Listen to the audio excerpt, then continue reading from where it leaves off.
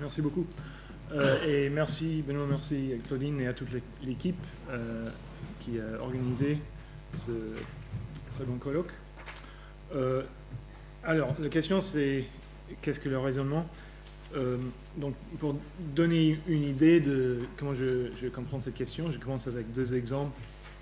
Donc, imaginez que vous vous dites à vous-même le suivant qui est sur le handout. Si j'en ai pris une bière, il n'en reste plus. J'en ai pris une bière, donc il n'en reste plus. Il n'en reste plus de bière. Et donc, comme je l'imagine, de cette manière, vous commencez avec deux choses que vous croyez, deux propositions que vous croyez, et vous faites une sorte de transition par laquelle vous acquérez une nouvelle croyance, la croyance qui a comme contenu la conclusion de cette pièce de raisonnement. Deuxième exemple, je vais chercher de la bière. Pour aller chercher de la bière, il faut aller au magasin, donc je vais au magasin. Donc, dans cet exemple, vous faites à nouveau une transition mentale. Vous commencez avec une intention d'aller chercher de la bière et une croyance selon laquelle pour aller chercher de la bière, il faut aller au magasin. Et vous faites une transition et de cette manière, vous acquérez une intention d'aller au magasin. Et cette intention est entretenue sur la base de l'intention avec laquelle vous avez commencé et la croyance au sujet des moyens pour l'accomplir. Donc, il semble que le raisonnement est une sorte de transition mentale entre attitudes par laquelle un sujet révise ses attitudes. Et quand je parle d'attitude, ici je vais parler que de croyances et d'intention. Donc ça c'est deux types d'attitudes. Il y a peut-être d'autres attitudes avec lesquelles on peut faire des raisonnements, mais je vais parler essentiellement des croyances et des intentions. Mais ce n'est pas le cas que toutes les transitions mentales qui produisent des changements d'attitude comptent comme des raisonnements. Donc une transition pourrait arriver à cause d'un coup sur la tête, par exemple, ou un autre processus non rationnel. Donc la question que je pose, c'est de quelle sorte de transition s'agit-il quand le raisonnement a lieu? J'ai quelques clarifications à faire sur la manière dont je comprends cette question.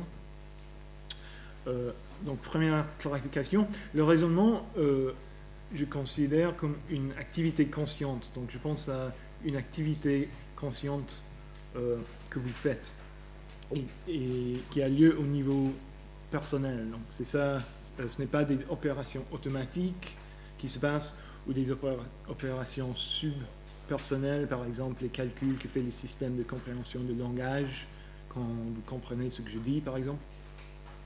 Donc, le raisonnement, c'est vous qui le faites et vous le faites. C'est une activité. D'ailleurs, ce qui m'intéresse ici, c'est l'activité psychologique. C'est l'événement qui se passe quand vous faites un raisonnement. Ce n'est pas les contenus du raisonnement. Donc, les exemples avec lesquels j'ai commencé, ce que j'ai mis sur la handout, c'est une sorte de représentation de certains contenus, mais en fait, ce qui m'intéresse, c'est ce que vous faites quand vous faites le raisonnement avec ces contenus. Deuxième, je ne suppose pas que le raisonnement implique forcément la parole ni le langage.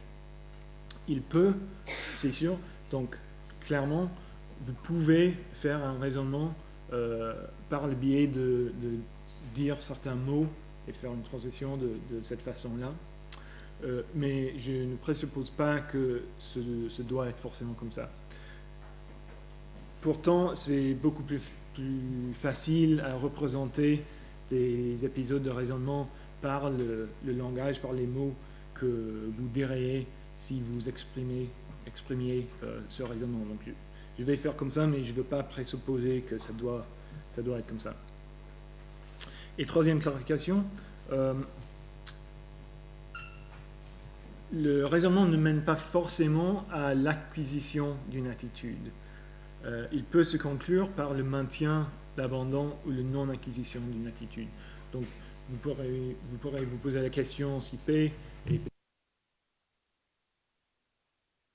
des raisons suffisantes pour croire que P ni pour croire que non P, et donc à la fin, vous formez aucune attitude. Ça peut arriver. Mais, encore une fois, pour simplifier, je parle pour la plupart de l'acquisition des attitudes par le raisonnement. Donc ça, c'est la section 1. Donc je passe à la deuxième section. Le raisonnement, il semble, a une portée normative. Donc, par le raisonnement, un sujet peut accueillir des attitudes justifiées ou des attitudes fondées sur de bonnes raisons, ou des choses comme ça. Donc, des attitudes avec certaines propriétés normatives. Donc, on pourrait penser que c'est ça qui fait qu'une transition donnée compte comme un raisonnement. C'est cette portée normative. Mais ça ne peut pas être aussi simple que ça, parce qu'une attitude pourrait entraîner une autre, que dans l'occurrence, elle soutient sans que le sujet fasse du raisonnement. Encore une fois, le coup sur la tête, ça pourrait me faire acquérir une attitude qui, dans l'occurrence, est soutenue par les attitudes que j'entretenais juste avant. Mais peut-être, voici une suggestion, peut-être dans le raisonnement, un sujet forme une attitude parce qu'elle est soutenue par d'autres attitudes qu'il a. Et en fait, Rafe Wedgwood, dans un article de 2006, il a soutenu une théorie de cette sorte. Donc lui, il dit que raisonner, c'est répondre directement à ce qu'il appelle une rationalisation, pour réviser ses attitudes. Bon, en fait, ce qu'il dit, c'est un peu plus compliqué que ça, mais ça, c'est pas important aujourd'hui. Donc, qu'est-ce qu'il veut dire par rationalisation? Disons qu'il veut dire une raison. Et ça se simplifie un peu comme ça. Donc, je vais considérer ce qu'il dit de la façon suivante. Le raisonnement consiste en le fait de répondre à des raisons en révisant ses attitudes. Il y a un problème très évident pour cette théorie, c'est qu'il est possible de raisonner sans répondre à des raisons. Donc on peut faire des raisonnements fallacieux, malheureusement. Et quand on fait des raisonnements fallacieux, on ne va pas, d'habitude, on ne va pas être en train de répondre à des vraies raisons. Wedgwood, bien sûr, il est conscient de ça. Il dit que strictement, sa théorie parle du bon raisonnement et pas du raisonnement tout court. Mais il dit que la nature du raisonnement fallacieux est à expliquer par, ou dérive de, la nature du bon raisonnement. Et donc c'est pour ça qu'il commence avec le bon raisonnement et il pense qu'on va comprendre le raisonnement en tant que tel après. Mais malheureusement, il ne nous dit pas comment ça marche. Pourtant, il y a des possibilités qui se suggèrent. Donc voici une idée. Peut-être quand un sujet raisonne mal, il répond non pas à des raisons, mais à ce qu'il considère comme des raisons. Et si on prend cette idée, on arrive à la théorie que j'ai mis sur la handout, qui a été soutenue, quelque chose comme ça a été soutenu par Paul Grice en 2001. Et selon cette théorie, raisonner, c'est répondre en révisant ses attitudes à ce que l'on considère comme une raison. Voilà. Et ça, c'est intéressant, c'est pas évidemment faux, c'est clair qu'il y a des connexions entre le raisonnement et les raisons. Donc c'est intéressant comme idée, mais je pense qu'il y a des problèmes. Donc, premier problème, en fait, ce que dit cette théorie, c'est que le raisonnement est une manière de fonder une attitude sur une autre. Donc c'est une espèce de ce qui s'appelle basing dans la littérature en anglais. Et ça aussi, c'est une idée plausible. C'est sûr qu'il y a des connexions étroites entre ces deux choses. C'est clair que quand vous acquérez une attitude par un raisonnement, cette attitude est fondée sur les attitudes avec lesquelles vous avez commencé ce raisonnement. Donc ça, c'est sûr. Mais le problème, c'est que ça ne nous avance pas beaucoup, parce qu'on ne sait pas trop qu'est-ce que c'est que de fonder une attitude sur une autre. Et non seulement nous n'avons pas une théorie satisfaisante de ce phénomène de basing, de fondement, mais des questions analogues à celles qui se posent pour le raisonnement se posent également à l'égard du phénomène de fonder une attitude sur un autre. Notamment, il y a la question de savoir quelle est la différence entre un cas où une attitude est fondée sur une autre attitude et un cas où il y a seulement une connexion causale entre ces deux attitudes. Et ça, c'est une question analogue à celle avec laquelle j'ai commencé pour introduire ma question sur le raisonnement. Donc, ça ne nous avance pas beaucoup. Deuxième problème, contrairement à ce que suppose cette théorie, à mon avis, il n'est pas nécessaire pour raisonner que le sujet entretienne non seulement les attitudes qui donnent les prémices du raisonnement, les attitudes de début, si vous voulez, mais aussi une attitude de plus, soit la croyance que ces prémices constituent des raisons.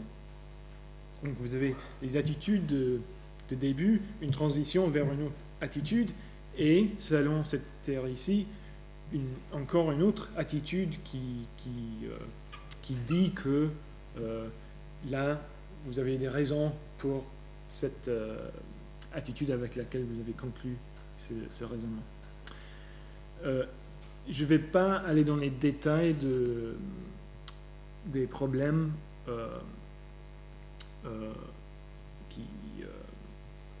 qui se produisent pour cette idée, mais en gros, c'est assez bien connu, il y a des problèmes de circularité et de régression pour une théorie de raisonnement qui a cette condition requise d'avoir cette attitude qui parle de raison. On peut en revenir dans l'appareil de discussion si vous voulez.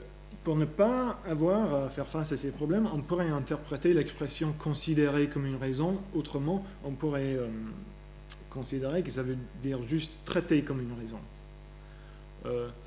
Mais qu'est-ce que c'est que de traiter une considération comme une raison si ce n'est pas de se servir de cette considération comme une prémisse d'un raisonnement? Donc, si on interprète l'expression comme ça, on tombe dans la circularité à nouveau. Voilà, donc ça c'est les deux problèmes que je vois avec la première théorie. Donc je passe à la section 3. Bon, on peut raisonner mal, mais on ne peut pas simplement raisonner comme on veut. Il y a des limites. Et ça rend plausible de penser que quand un sujet fait du raisonnement, il suit des règles. Et ça c'est l'idée dont je vais parler dans cette section. Par exemple, un sujet pourrait suivre des règles comme celles que j'ai mises sur le handout. Donc il y a la règle modus ponens qui dit si vous avez la croyance que P en proposition et la croyance que si P alors Q, vous pouvez passer à la croyance que Q. Ou bien la règle moyen, si vous avez l'intention de faire quelque chose et la croyance que pour faire cette chose, il faut faire quelque chose d'autre, alors vous pouvez passer à l'intention de faire cette deuxième chose. Et quand on imagine les exemples avec lesquels j'ai commencé, on pourrait imaginer que le sujet suit ces deux règles-là en faisant son raisonnement. Donc l'idée, ce serait que quand un sujet raisonne mal, il suit toujours des règles, mais pas les bonnes règles. Donc il suit des mauvaises règles. Un bon raisonnement serait alors un raisonnement qui suit les bonnes règles de raisonnement. Et John Broome, dans son livre récent qui s'appelle Rationality Through Reasoning, qui est un très très bon livre, il soutient une théorie de cette sorte. Lui, il dit que raisonner, c'est effectuer une opération sur ses attitudes en suivant une règle.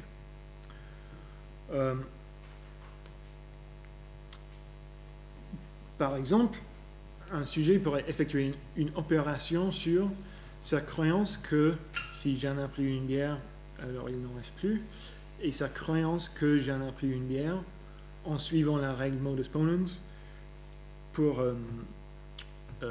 ce qu'il appelle construire la conclusion qu'il ne reste plus de bière. C'est-à-dire plus ou moins pour acquérir la croyance avec le contenu qu'il ne reste plus de bière. Donc il y a beaucoup de choses à expliquer dans cette théorie et je ne vais pas tout expliquer bien sûr, mais je vais juste parler de 2 points importants parce qu'a priori il y a danger de circularité à 2 égards en fait pour cette théorie.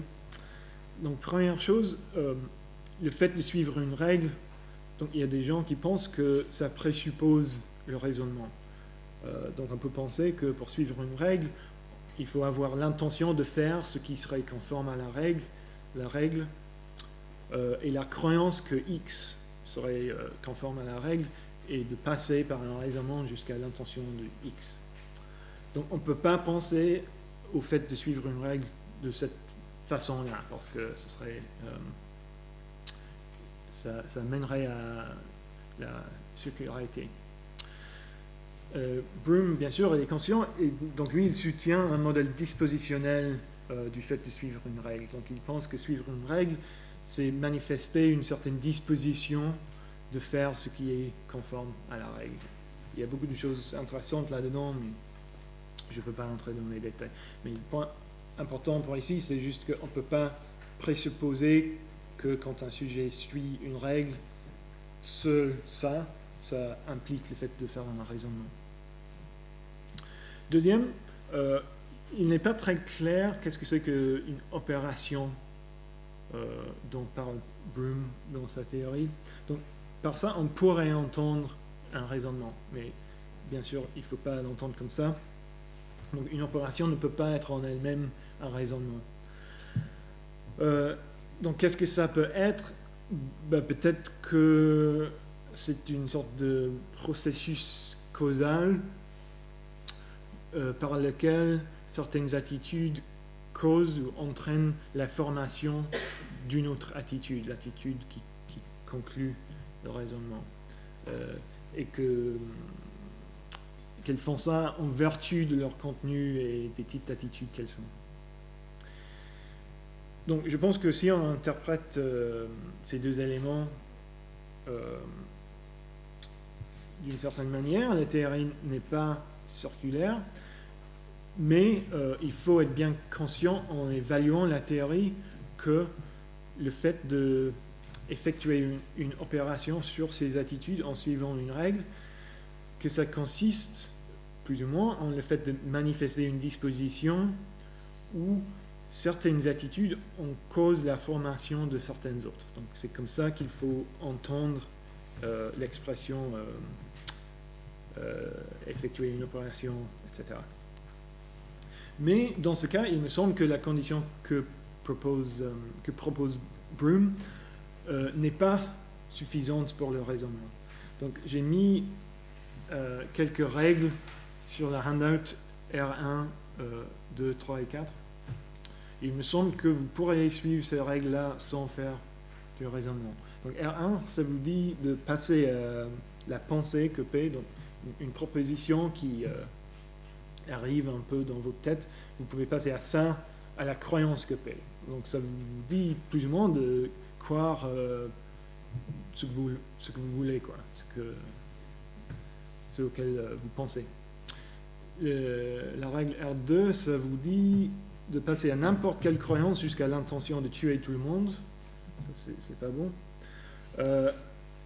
La troisième, ça vous dit que dès que vous avez une attitude envers la proposition qu'une araignée est présente, vous pouvez abandonner cette attitude tout de suite. Donc j'imagine que vous êtes arachnophobe et même la pensée d'une araignée,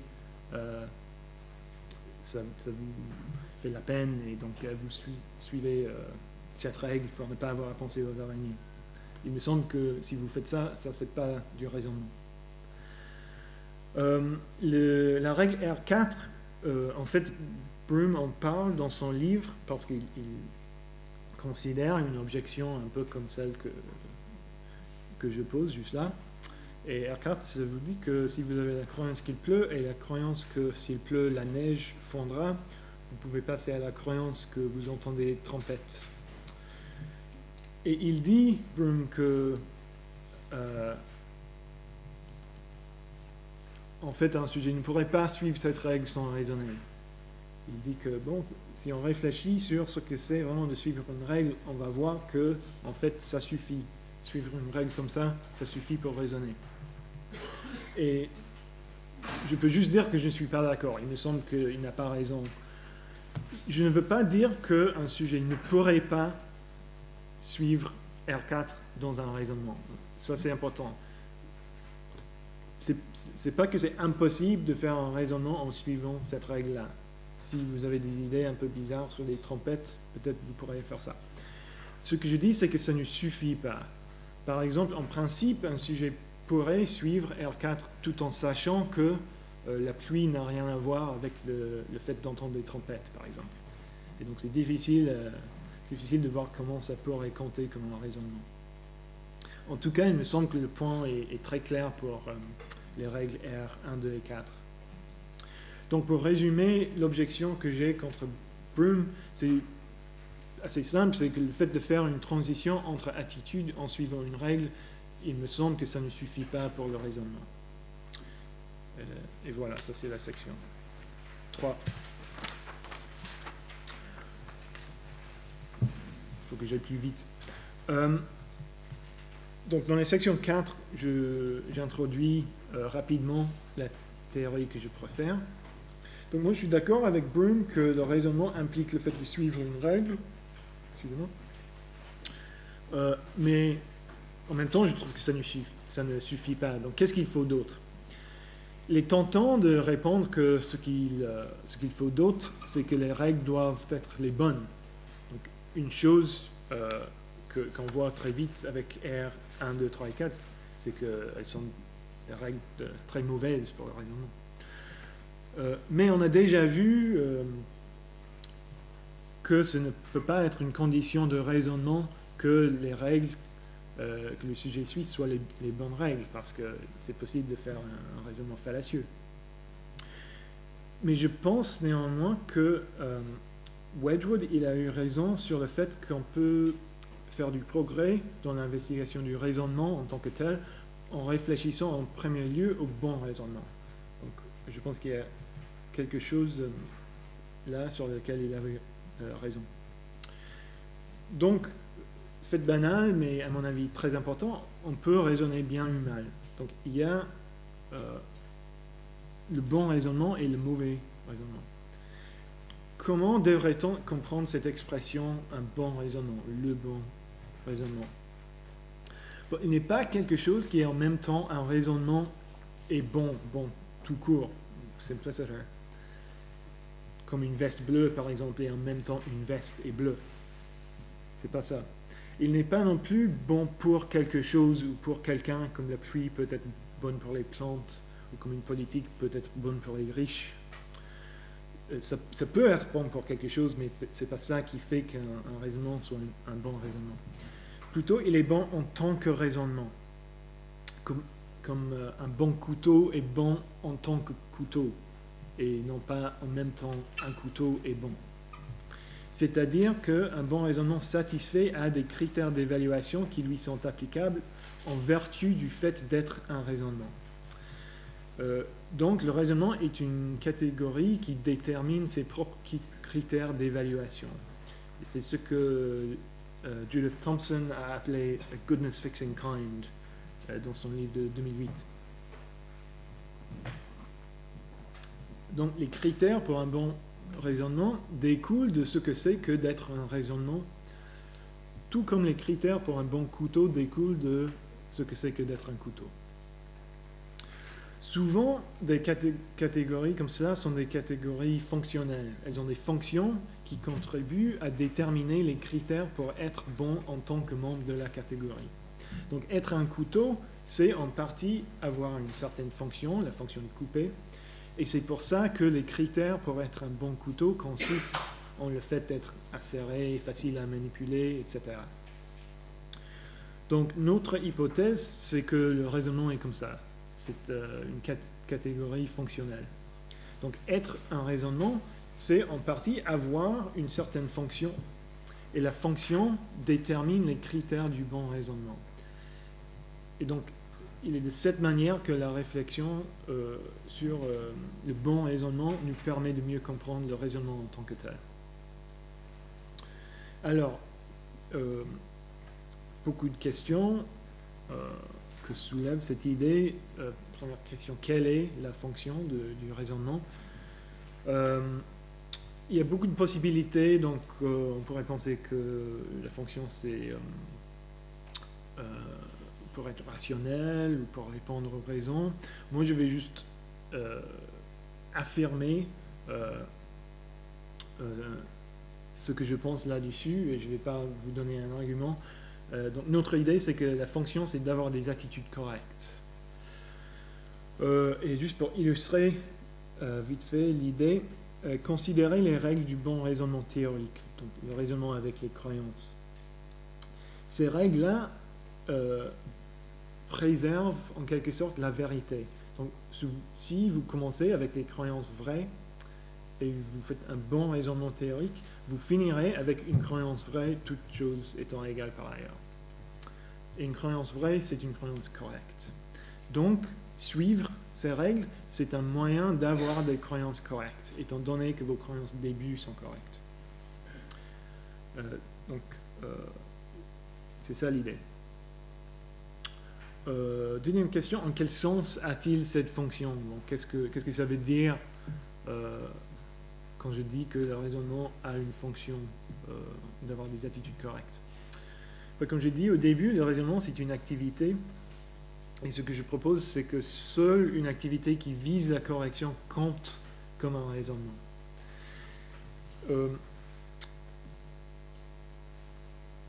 Pour expliquer ça, je vous donne un cas de contraste. Donc, prenons l'activité de jouer aux échecs.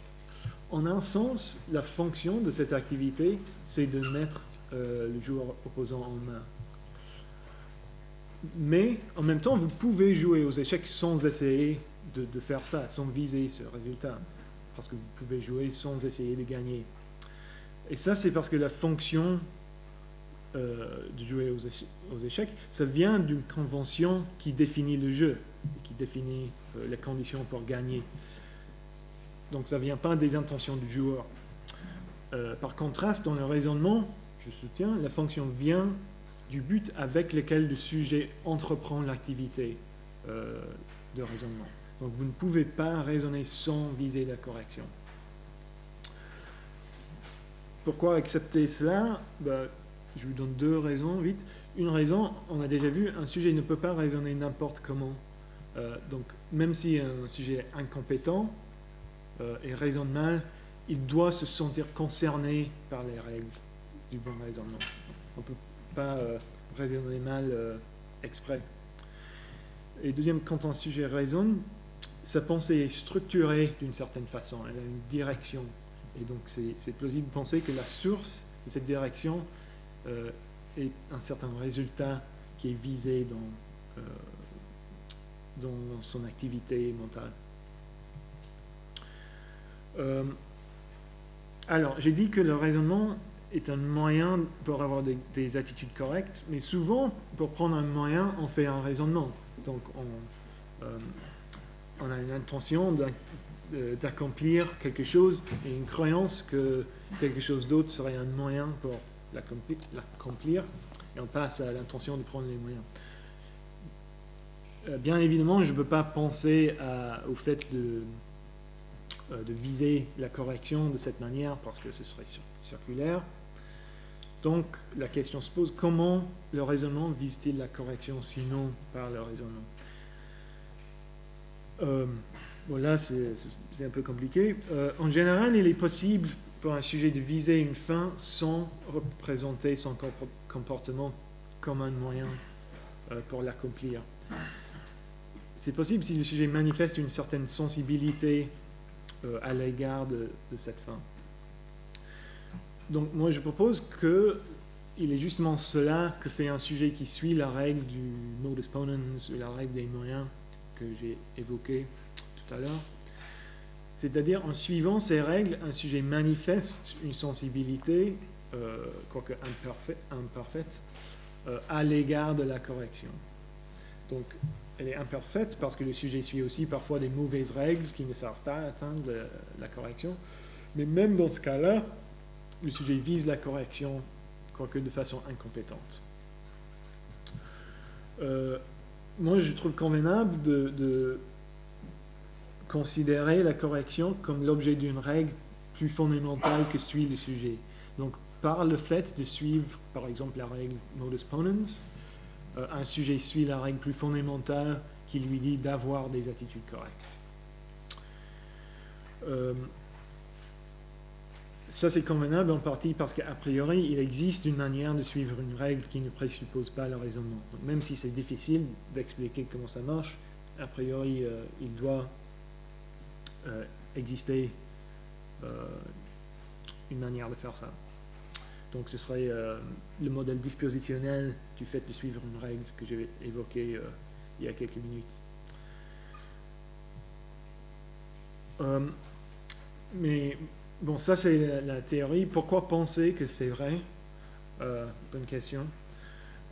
Voici deux raisons pour croire que les règles de premier ordre, comme les règles de modus ponens, ne sont pas des fins en elles-mêmes dans le raisonnement, mais qu'elles sont plutôt des moyens, qu'elles servent à avoir des attitudes correctes. Donc je décris deux phénomènes dans le raisonnement qui mettent en évidence ce fait. Donc,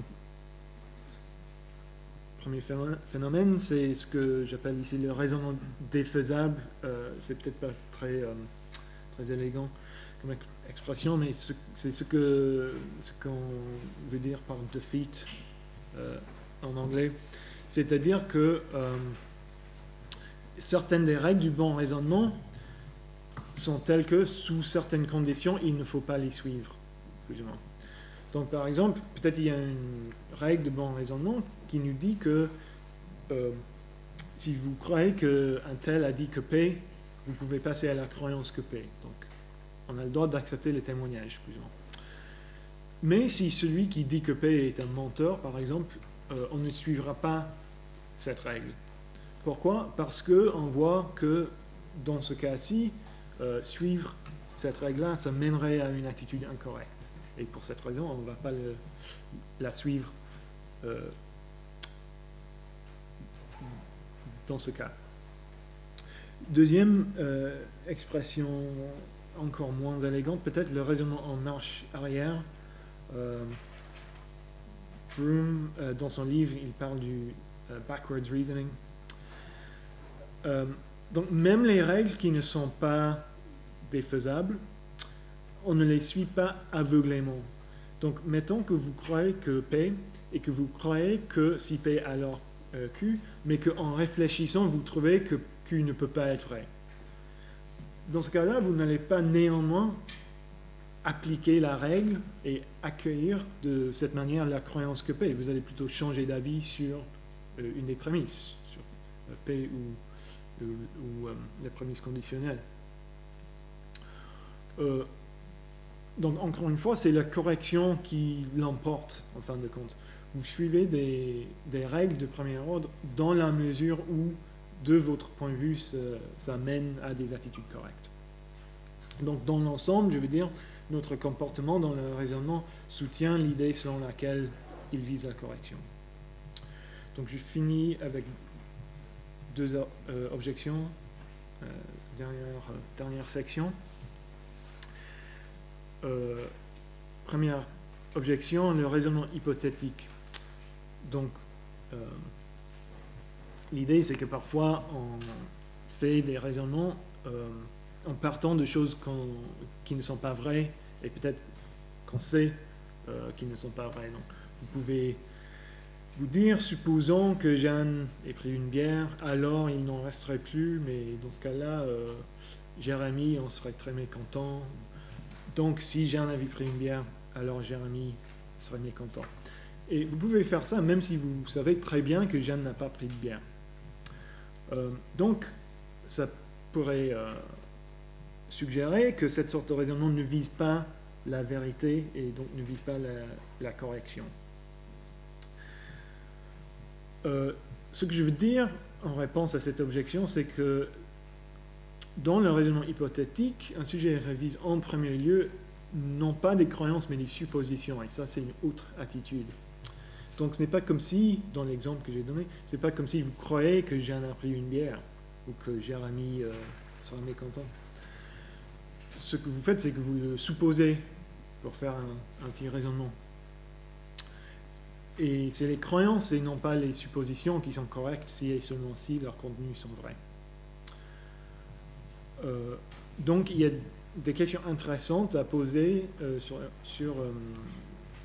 la question de savoir comment ça marche, le raisonnement hypothétique, mais je ne pense pas que ça pose problème pour ce que j'ai dit. Tout cela dit, la conclusion d'un raisonnement hypothétique est typiquement une croyance, en effet. Mais c'est une croyance avec un contenu, soit une proposition de forme conditionnelle, donc dans l'exemple que j'ai donné, ce serait si Jeanne avait fait telle chose, Jérémie en serait mécontent. Ou bien, dans le cas du raisonnement par l'absurde, la conclusion, c'est une croyance avec le contenu qui est la négation de la proposition avec laquelle vous avez commencé. Dans la mesure où un raisonnement mène à une croyance, je maintiens, il vise bien la vérité. Mais en fait, on ne peut pas expliquer pourquoi il se déroule comme il le fait sans penser que le but, c'est d'arriver à une croyance vraie à la fin. Donc voilà la première objection. Deuxième objection, vous pourrez dire, mais attends, il faut tenir compte des données venant des sciences cognitives. Je n'ai pas du tout parlé des données empiriques. Et il y en a beaucoup d'ailleurs. Par exemple, il y a beaucoup d'expériences empiriques qui montrent que les sujets font des erreurs systématiques dans le raisonnement. Par exemple, l'interprétation partielle des données, la négligence des possibilités non saillantes, et beaucoup d'autres d'ailleurs. Et il pourrait sembler que ces données empiriques ne sont pas cohérentes avec l'idée que j'ai soutenue, parce que les tendances erronées des êtres humains dans le raisonnement ne sont pas propices à des attitudes correctes. Et en fait, dans un article très important d'il y a quelques ans, Hugo Mercier et Dunsperber, ils ont pris des données empiriques de cette sorte pour soutenir une théorie selon laquelle la fonction du raisonnement relève de l'interaction sociale, de la communication et de la persuasion, et pas du tout de la vérité, la correction ou des trucs comme ça. En réponse, pardon, je devrais parler plus correctement, excusez-moi. En réponse, moi je pense qu'il faut distinguer trois questions, et une fois qu'on a distingué ces questions, je pense qu'on peut être tous d'accord, plus ou moins. Première question est celle de savoir quelle est la nature du raisonnement en tant que tel. Donc qu'est-ce que c'est que le raisonnement en tant que tel? Et ça, c'est la question qui est le sujet de mon exposé. Deuxième question, comment se comportent les êtres humains dans le raisonnement?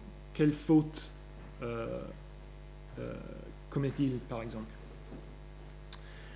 Et troisième question, comment ce comportement est-il produit par nos systèmes cognitifs au niveau subpersonnel? Et ça, c'est une troisième question.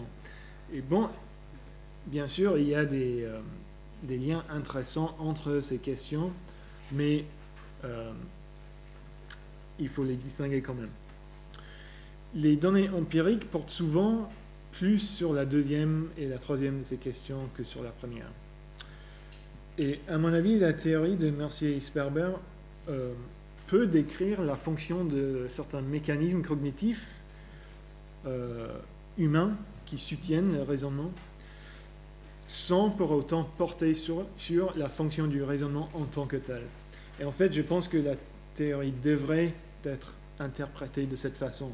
Parce qu'en principe, il pourrait exister une espèce de sujet qui raisonne, mais qui ont une autre mode d'interaction sociale que nous, et qui ne sont pas susceptibles à commettre les mêmes erreurs que nous. Et cette possibilité ne devrait pas être exclue par notre théorie du raisonnement. Donc c'est pour ça que je pense qu'en fait, la théorie de Mercier-Sperber, ça parle d'une chose légèrement différente de la question que j'ai essayé de discuter ici. Voilà, je vous remercie de votre attention.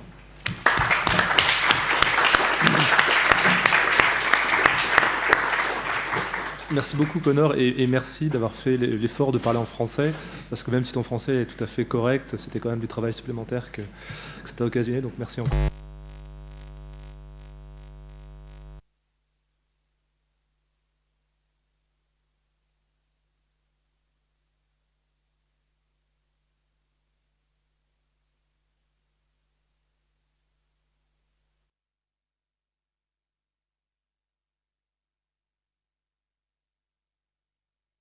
Me centrer sur le premier, en commençant par dire que globalement, je suis plutôt acquis à ce que vient de dire Connor, ce qui rend ma tâche encore plus difficile. Donc j'ai essayé de tendre un peu le désaccord en essayant de montrer, en me demandant en quoi cette notion de correction est vraiment utile. Mon angle d'approche pour présenter mes deux points, c'était McHugh, inutile et incertain. Ce qui est un petit peu en toute amitié. C'est juste. Donc la partie inutile, c'était pour se demander si ce que l'introduction de cette notion de correction apporte, et le côté incertain, c'est la partie que je ne vais pas développer. Je mentionnerai simplement l'autre pierre d'achoppement qu'on peut avoir sur laquelle j'ai un doute. Donc, globalement, il me paraît assez difficile de ne pas abonder dans le sens de l'exposé de Connor si la thèse qu'il soutient est la suivante. Donc le raisonnement consiste en une révision des attitudes, c'est-à-dire des intentions, des croyances, éventuellement d'autres, visant la correction, fittingness. Et donc, selon Connor, il y a une propriété normative du raisonnement qui n'est pas le bien en général, qui n'est pas non plus le fait d'être bon pour quelque chose, mais qui est le bien en tant que raisonnement. Et c'est cette propriété d'être bon en tant que raisonnement qui constitue donc la correction du raisonnement. Et mon souci, tout simplement, en fait, j'ai l'impression qu'il y a ici une espèce de déplacement de l'évaluation de l'inférence vers la conclusion de l'inférence. Ou pour le dire en termes médiévaux, de la conséquence vers le conséquent, il me semble. Et donc, ma question, c'est, est-ce que c'est utile de procéder à ce déplacement? Est-ce que la notion de correction de la croyance à laquelle on veut aboutir en raisonnant, ou de l'intention à laquelle on va aboutir, eh bien, est-ce que cette notion est utile dans la mesure où il est à peu près établi que la correction d'un raisonnement, c'est sa validité, en particulier sa validité logique. Donc pour une fois, on a un critère tout à fait, un critère normatif très explicite, très clair, ce qui n'est pas le cas en éthique, par exemple, où on ne sait pas exactement quel est ce bon éthique, quel est ce bien éthique. Pour ce qui est du raisonnement, on sait qu'il s'agit de la validité. Donc pourquoi en changer? Pourquoi parler de correction? Alors peut-être pour la même raison qu'il est erroné d'opposer logique et éthique, comme je viens de le faire, puisque en éthique aussi, on raisonne. La logique n'a pas le monopole des raisonnements. Donc peut-être que le terme correction, le concept de correction, permettrait d'englober justement tout type de raisonnement, les raisonnements pratiques, les raisonnements théoriques, les raisonnements sur les croyances et sur les intentions. Mais il me semble qu'on peut dire que dans tous les cas, dans tout type de raisonnement, ce qu'on vise finalement, c'est la cohérence des croyances, des intentions, éventuellement d'autres attitudes qu'on prend pour objet. On raisonne pour se mettre dans des états appropriés, des états corrects, certes, mais peut-être qu'on peut dire plus précisément que ce qu'on cherche à faire lorsqu'on révise ses croyances, c'est d'accroître son stock d'informations pertinentes tout en se préservant des contradictions. Et je pense qu'en disant ça, j'énonce moi une thèse que je définis ce que c'est que la révision, la fixation et la révision des croyances. Donc, je ne pense pas que ce soit quelque chose de particulièrement novateur, c'est ce que disent Harman, Bloom, que le but du raisonnement, c'est l'obtention de croyances et d'intentions cohérentes. Donc je me demande dans quelle mesure l'idée de correction n'est pas une sorte de pseudo-concept ou d'étiquette qui tendrait plutôt à obscurcir finalement qu'à clarifier ce qu'est la visée d'un raisonnement, sa manière d'être un bon raisonnement. Et c'est une vraie question que je me pose. Est-ce qu'en anglais, fittingness fait une impression différente? Peut-être que dans l'idée de fittingness, il y a l'idée d'être approprié à quelque chose dont on perdrait le sens en français. Est-ce qu'il n'y a pas une notion évolutionniste derrière dans to fit, qu'on aurait moins dans la correction? Je ne sais pas. En tout cas, une piste intéressante pour la correction qui a été énoncée dans l'exposé, c'est que ça permet d'expliquer que le raisonnement repose sur une sensibilité à la correction. Et je pense que ça, c'est une solution élégante pour résoudre en termes dispositionnels les différents paradoxes que tu as mentionnés de régression ou de cercle, de circularité. Faire un raisonnement, un bon raisonnement ou un mauvais raisonnement, c'est être sensible de manière plus ou moins fine, plus ou moins pertinente, erronée, juste, à quelque chose comme une correction. C'est une solution élégante parce que c'est un vrai problème qui est chez Harman, chez Bloom, de savoir comment ne pas tomber dans une circularité, une régression. Par exemple, chez Bloom, toute intention porte en partie sur elle-même. Donc on a une théorie un peu bizarre où on a besoin de dire qu'avoir l'intention de faire quelque chose, c'est avoir l'intention d'avoir cette intention de faire quelque chose. Donc là, je pense que l'idée de sensibilité à la correction est intéressante, mais quelle est cette sensibilité qui n'est pas un raisonnement, mais qui nous permet de raisonner? Qu'est-ce que c'est que cette propriété que nous avons, cette disposition? Est-ce que ce n'est pas une explication de l'obscur par le plus obscur? En tout cas, ça me parle relativement peu. Et je pense que ce qu'on perd aussi en parlant de correction, c'est l'idée d'un conflit entre propositions qu'on a dans l'idée de la recherche d'une cohérence. Donc par exemple dans le backward reasoning, c'est-à-dire le fait qu'on va inférer une conclusion, et puis finalement on s'abstient de affirmer cette conclusion, et on va finalement remonter aux prémices et par exemple nier une prémisse, eh bien dans ce processus, on a très clairement l'idée qu'il y a un conflit entre des croyances qui sont contradictoires. Un dilemme et la nécessité de raisonner sur ce dilemme. Par exemple, je crois que A implique Q et j'en viens par un processus de raisonnement à croire que Q. Et par ailleurs, je crois aussi que B implique non Q. Et j'en viens aussi, ou je devrais en venir aussi à croire que non Q. Et le problème sur lequel je dois raisonner, c'est alors celui de la contradiction entre Q et non Q. Comment vais-je faire pour le résoudre? Et je ne pense pas que ce soit une question de vérité, de Q ou de non Q, ni de correction, mais véritablement une question de cohérence. Alors effectivement, si Q et non Q ne peuvent pas aller ensemble, c'est parce que l'une des deux doit être vraie et l'autre fausse. Donc effectivement, la vérité est au cœur de la correction du raisonnement, mais est-ce qu'elle l'est d'une manière première ou d'une manière dérivée?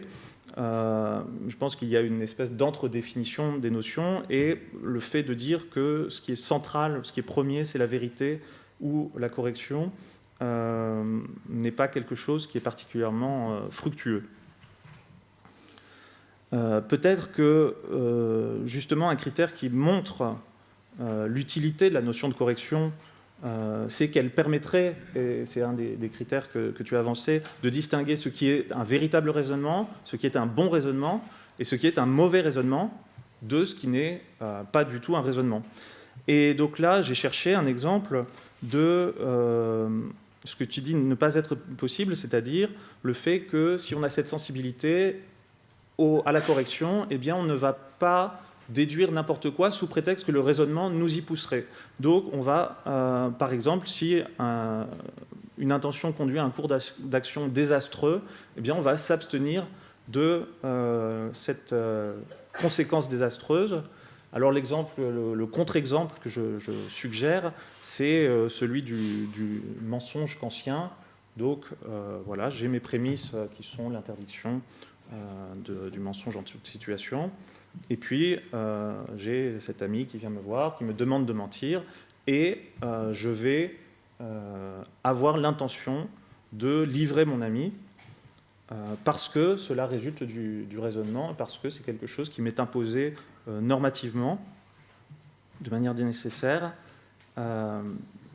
parce que donc j'aurais privilégié la normativité de l'inférence sur celle de la conclusion, qui était simplement subordonnée à ma règle, en l'occurrence pratique.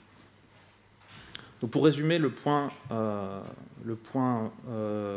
inutilité de Connor McHugh, je dirais que lorsque tu suggères que finalement il pourrait être utile d'accompagner toutes nos inférences par la maxime « get fitting attitudes », donc voilà, ce qu'on vise, c'est des attitudes qui sont correctes, eh bien, j'ai envie de répondre qu'au contraire, ce serait totalement inutile dans la mesure où le raisonnement n'a pas besoin qu'on lui dise eh bien, en plus, il s'ajoute une maxime qui est « et que cela soit bon, amen, faisons comme ceci », une petite tape d'encouragement dans le dos du raisonnement qui n'apporte rien aux exigences de rationalité qui seraient donc d'un autre ordre. Alors, je mentionne simplement le deuxième point que je ne développe pas, qui est la partie incertitude. Si je retourne ma veste en disant « maintenant, je considère que donc je vais me contredire moi-même, que la validité d'un raisonnement ne repose pas sur des critères uniquement logiques », par exemple, quand je fais des hypothèses, quand je fais des inductions, quand je fais tout un type de raisonnement d'ordre analogique, conditionnel, probabiliste, etc., eh bien, je peux utiliser des règles de raisonnement qui ne mènent pas la plupart du temps, ou qui ne mènent pas toujours, qui ne mènent pas de manière relativement bien garantie à des attitudes correctes, et pourtant que je ne vais pas abandonner. Par exemple, des maximes d'induction, des maximes qui ne préservent pas la vérité, et pourtant qui sont constitutifs de ce que c'est que raisonner. Donc en gros, l'idée c'est de dire qu'il me semble que dans la littérature contemporaine épistémologique sur le raisonnement, on a tendance à privilégier le modèle déductif du raisonnement nécessaire, et que ça peut conduire à une approche du type qui est celle que tu as donnée, et que c'est laisser sous silence la majeure partie de ce que c'est que ce en quoi consiste véritablement raisonner. Merci.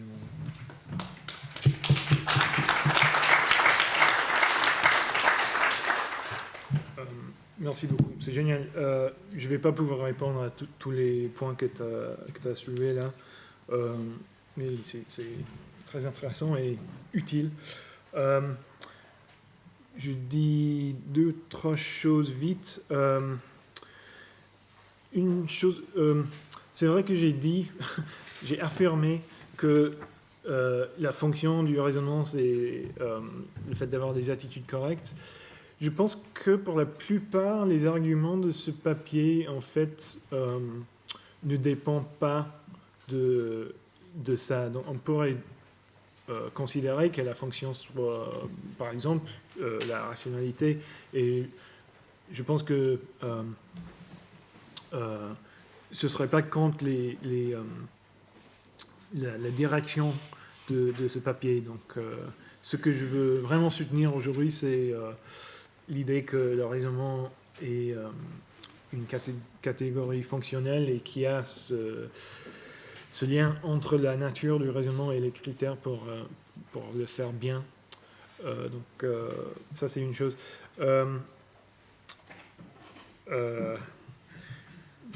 Mais ouais, non, c'est vrai qu'il y a l'idée que le raisonnement vise la cohérence et la rationalité. Je vois très bien que c'est une idée intéressante et qui, a priori, a beaucoup de plausibilité. Deuxième chose en réponse, si on a la notion de validité au début, tu posais la question pourquoi, qu'est-ce que ça ajoute de parler de la correction, pourquoi pas juste parler des inférences valides, c'était un peu ça le truc au début. Mais ouais, en fait, tu m'as donné un peu la réponse que j'aurais fait, c'est parce que je veux donner une théorie générale du raisonnement, donc qui comprend non seulement le raisonnement théorique, mais aussi le raisonnement pratique. Et je veux faire... je pense que la validité, ça c'est une propriété d'un argument, c'est-à-dire d'une sorte d'objet abstrait, une structure de proposition, propositions qui entretiennent certaines relations entre elles, alors que le bon raisonnement, en le sens dans lequel j'utilise cette expression ici, c'est une propriété de quelque chose que fait un sujet. Donc c'est sûr qu'il y a des liens entre ces deux choses, mais je ne pense pas qu'on puisse comprendre ce que c'est que de raisonner bien, de faire cette chose bien, seulement en parlant des propriétés de certains objets abstraits, bien que on peut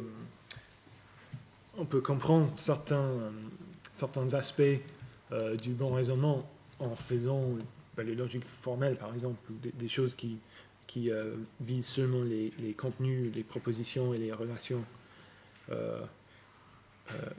entre ces choses-là. Ça, c'est la deuxième chose. Ah oui, troisième chose. Oui, en fait, par exemple, les règles du raisonnement inductif, ouais, c'est pour ça que j'ai un peu triché. J'ai dit à un moment donné qui préserve la vérité, toute chose étant égale par ailleurs. Et ça, c'est ma manière de ne pas parler de l'induction, parce que là, je pense que quand l'induction nous mène à la fausseté, c'est parce que les choses ne sont pas égales par ailleurs. Mais voilà, bien sûr, j'ai rien dit là-dessus. Merci.